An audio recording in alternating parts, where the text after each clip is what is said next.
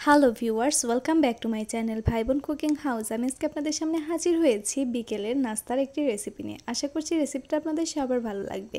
এটা তৈরি করা একদমই সহজ আর একদমই অল্প সময়ে তৈরি করে নেওয়া যায়।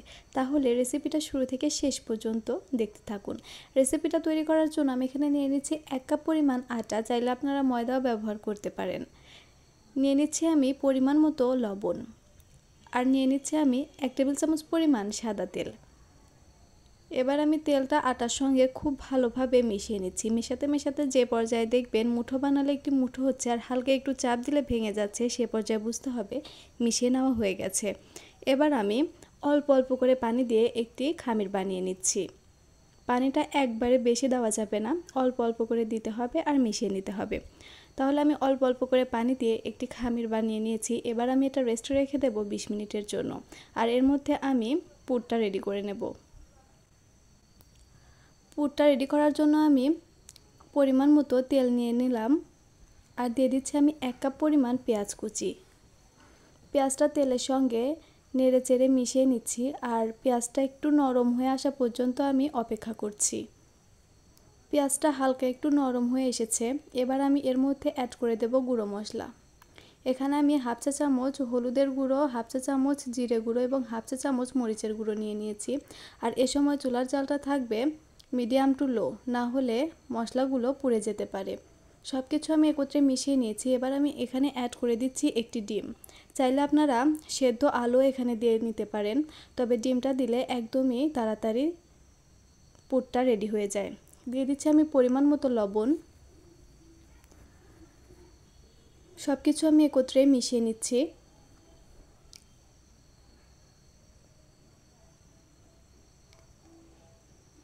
সব কিছু মিশিয়ে নেওয়া হয়ে গেছে।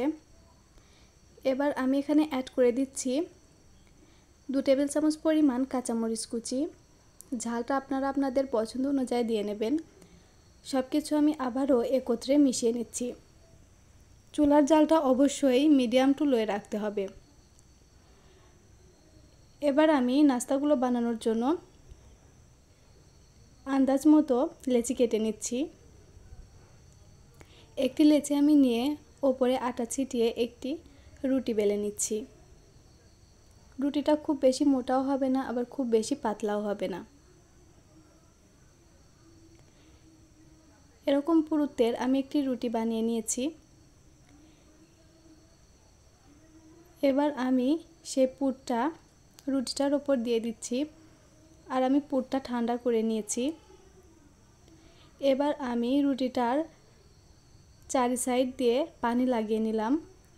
এতে করে নাস্তাগুলো ভাজার সময় আর খুলে যাবে না। এবার আমি এভাবে করে ভাঁজ দিয়ে নিচ্ছি। ভাঁজটা একদমই সহজ, আপনারা দেখলেই বুঝতে পারবেন, এটা বলার কিছুই নেই। আর বললে বুঝতেও পারবেন না, এটা দেখে বুঝে নিতে হবে।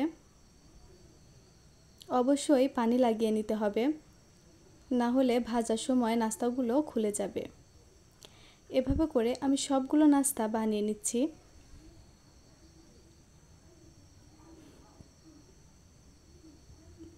দু সাইড এভাবে করে বন্ধ করে নিচ্ছি। সবগুলো নাস্তা আমি বানিয়ে নিয়েছি। এবার আমি এগুলো ভাজার জন্য পরিমাণ মতো তেল নিয়ে নিয়েছি। আর এই নাস্তাগুলো ভাজার জন্য খুব বেশি তেলের প্রয়োজন হয় না। সবগুলো নাস্তা আমি একেবারেই দিয়ে দিলাম আর চুলার জালটা